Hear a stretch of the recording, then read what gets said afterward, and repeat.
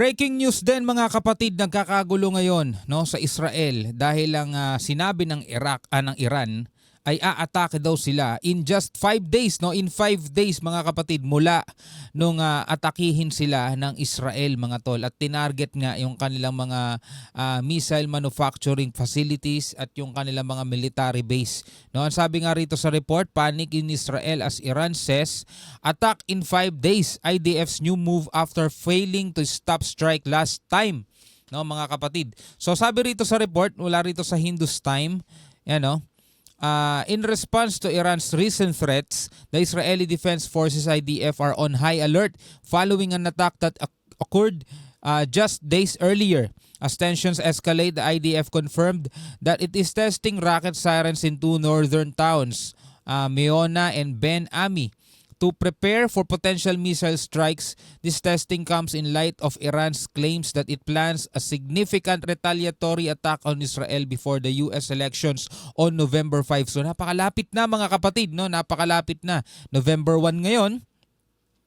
Ilang araw na lang mga tol, kaya talagang naghahanda na ang Israel ngayon. Well, anyway, panoorin na lamang natin tong balitang to mga tol mula rito sa Hindus Times.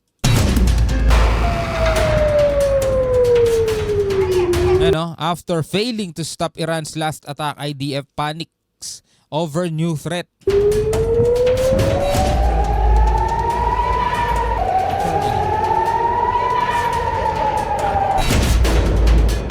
Sabi rito, Iran plotting to attack Israel before US elections on November 5 mga tol.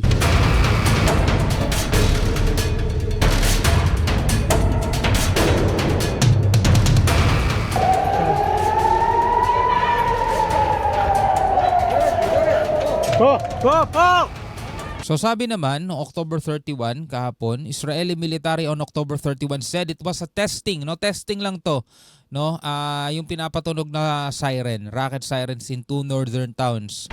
So baga drill.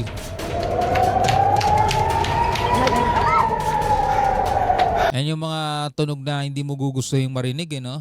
Pero sila rito, meron silang tinatakbuhan na underground bunker mga tol. IDF told residents that due to testing, rocket alerts would be heard in Meona and Ben Ami. Meron silang tinatakbuhan na ganitong lugar.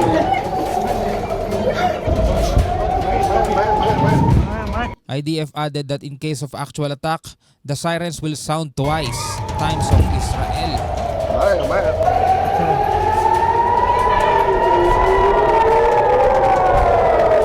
Hours earlier, ilang oras ang nauna pa rito, Hezbollah attack caused sirens to blare in Nahariya, neighboring towns. Umatake ang Hezbollah mga tol.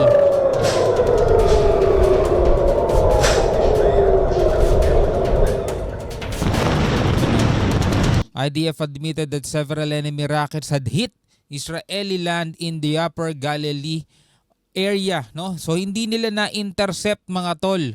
No, talagang pumapalya mga kapatid yung Iron Dome ngayon nila. And sabi rito, inadmit daw o inamin ng IDF no ng Israeli Defense Forces na several enemy rockets had hit, no? Tinamaan daw ang Israeli land in the Upper Galilee area, no? So may nakalusot. Several.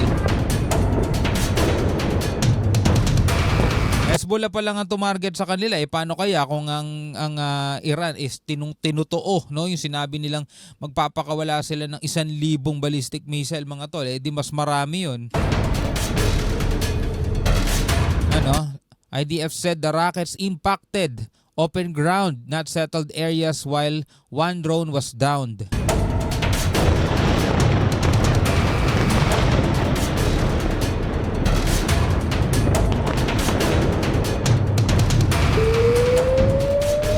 Meanwhile, Iran is reportedly planning a major attack on Israel before November 5. So naiulat mga tol, ito na nga mga ulat, no? Ang Iran daw ay nagpaplano ng isang mas malaking pag-atake sa Israel bago ang November 5 mga tol, no? Bago mag-Tuesday mga tol dito sa Pilipinas, no?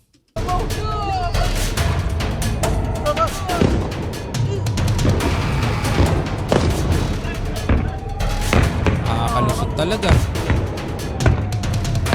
Iran planning definitive, painful response to Israeli airstrike, report on October 31, no? Una, minamaliit nila. Ngayon, mga tol, nanggigigil sila. Iran claimed that its last attack on Israel on October 1 had caused massive damage.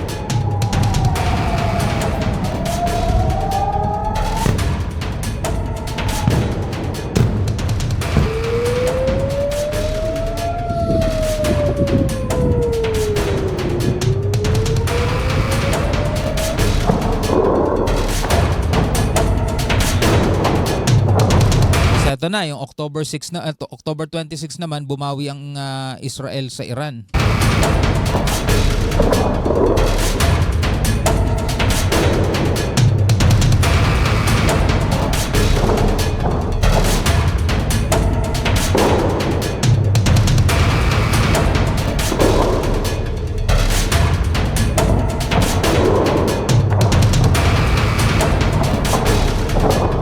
Tehran plans were revealed by a source to US news outlet CNN, Times of Israel.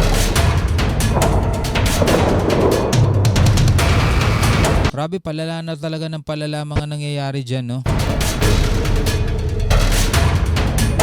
The response of the Islamic Republic of Iran to the Zionist regime's aggression will be definitive and painful, mga tol.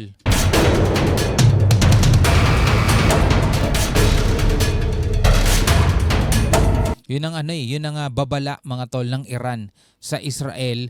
At sabi nga sa report is before November 5. So ngayon naghahanda na, mga tol, ang Israel, no? Sabi nga rito sa report, 'di ba, is bago daw ang US elections, no?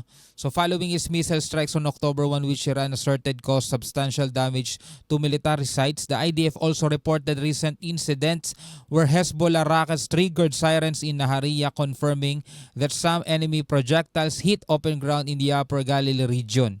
Additionally, the IDF acknowledged downing a drone. No, may pinabagsak daw silang drone. At ang sabi rito sa report, during these confrontations, as the situations develops, the US has issued warning to Iran against further aggression, underscoring the volatile state of affairs in the region. No, sabing ganun, mga tol, parang hindi na talaga mapipigilan, no, itong mga pangyayari diyan.